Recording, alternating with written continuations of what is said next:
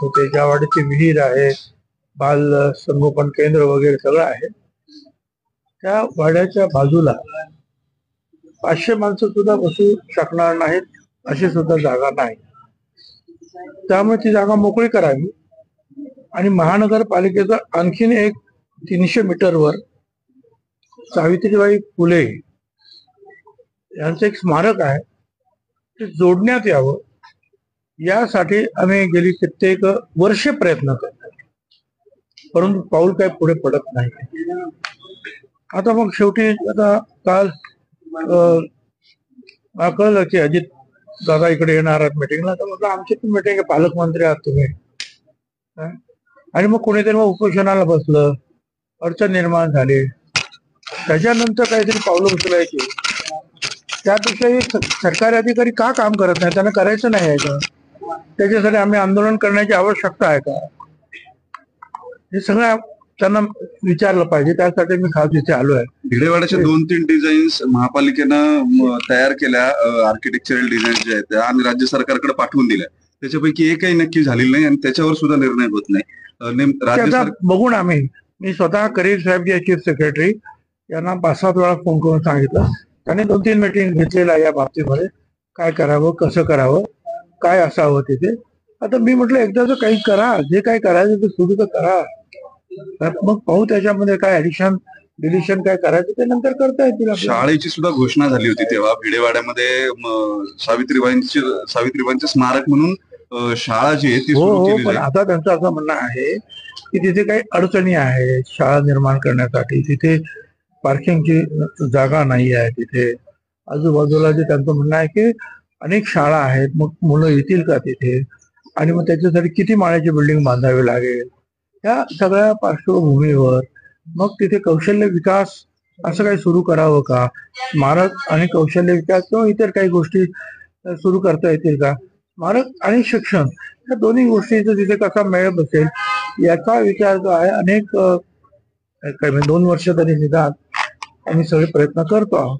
आता एकदाच आम्ही सांगतो की काही निर्णय घ्या, पण घ्या. शाळेचा प्रस्ताव बारगळलाय का पुढे नेक्स्ट शाळेचा प्रस्ताव बारगळला? उत्तर दिलं मी तुम्हाला. सर तुम्ही नाराज आहे अशी चर्चा कालपासून सुरू होती तुम्हाला राज्यसभा खासदार काय कसं काय तुम्हाला वाटलं मी नाराज आहे? ते चर्चा मला नाही वाटत चर्चा सुरू होती, तुम्ही चर्चा ते तुम्हीच करत असता. तुम्ही पण बोलला त्याच्यावरती सर काल की मी नाराज नाही, पण इच्छा होती मला खासदार व्हायचं. काय झालं? इच्छा व्यक्त केला होता. मला इच्छा आहे आणि म्हणून तर जे आहे नाशिकची लोकसभा लढवायला सुद्धा मी तयार झालो होतो. दिल्लीतून माझं तिकीट त्यांनी फायनल केलं असं मला सांगितलं, म्हणून मी कामाला लागलो. आणि त्याच्यानंतर 1 महिना त्याचं जे आहे निकाल जाहीर होईल ना, त्याच्यामुळे म्हटलं बा आता हे बस झालं, ह्युमिलिएशन खूप होत आहे, काय मी थांबून घेतो. समोरचा जो आहे उमेदवार 1 महिन्यापासून कामाला लागलेले आहेत, कोणाला द्यायचं त्यांना द्या.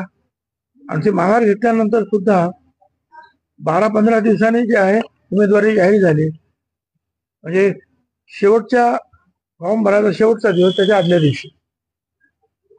आता या सगळ्याचे परिणाम शेवटी जे आहे जय पराजय याच्यावर होत असतात. आणखी राज्यसभा जी आहे ती शिल्लक राष्ट्रवादीच्या कोट्यातली ती हवी आहे पक्षातून काही नाही. ठीक आहे, आता पक्ष म्हटल्यानंतर सगळ्याच गोष्टी तुमच्या मनाप्रमाणे होत नाही, थांबावं लागतं काही वेळेला आपल्याला थांबण्याची. बरं, माझ्या आयुष्यामध्ये 57 वर्षाचं आयुष्य झालं माझं राजकारणात, जेवढं शिवसेनेला झालं तेवढं मला झालं. त्याच्यामध्ये अनेक वेळा असं झालं की आपल्याला वाटतं की असं व्हायला पाहिजे, पण नाही होत आहे. असेल कदाचित दैवाचा भाग असेल, कदाचित काही कंपल्शन्स असतील.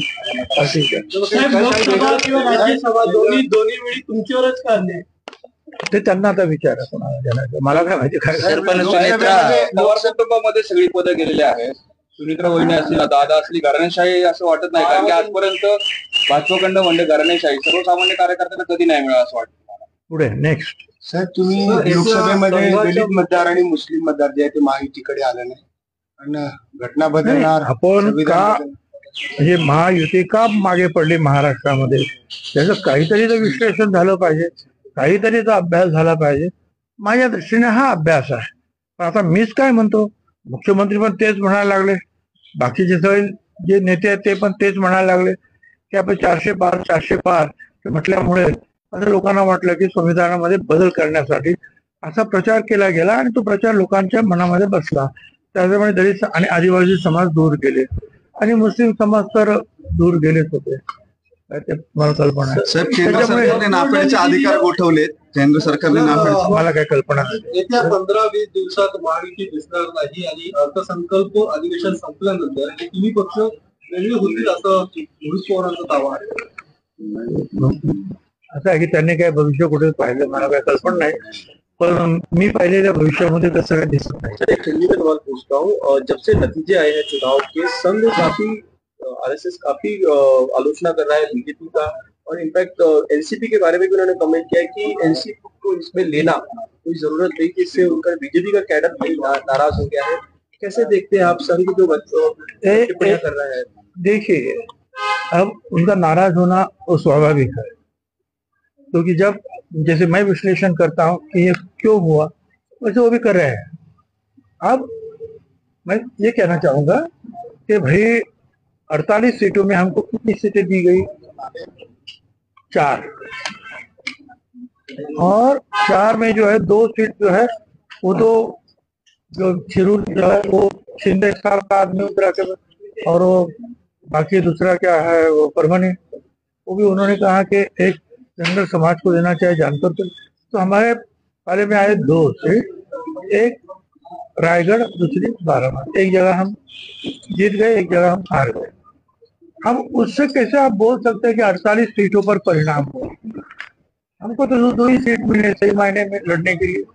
दूसरी बात ये मानता हूं कि थोड़ी सी जो है पीछे हाथ भी है, मगर ये देश में दूसरे राज्यों में भी तो ये हुआ है।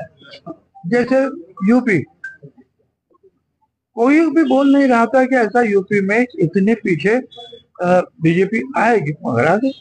तो उसके कारण जो है ये सिर्फ अजीत पवार का ये है, ये कहना मैं वाजिब नहीं समझता। संघ की आलोचना ठीक है, उनकी आलोचना करने का किया है, उसके ऊपर मैंने आपको जो जवाब दिया है। सर, नाशिकमध्ये हलाल सर्टिफिकेटला प्रत्युत्तर म्हणून हलाल सर्टिफिकेटला प्रत्युत्तर म्हणून काही साधू मंत्र्यांकडून आता प्रसादाला सुद्धा सर्टिफिकेट दिले जाणार आहे। त्याची संकल्पना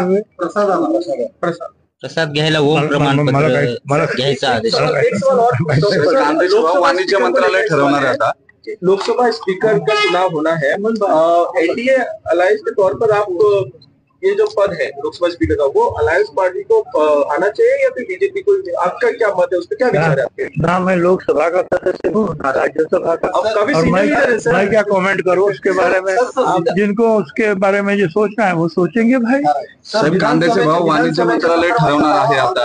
विधानसभेच्या संदर्भातला तुम्ही जो दावा केला होता तो आजही काय बसणार आहे?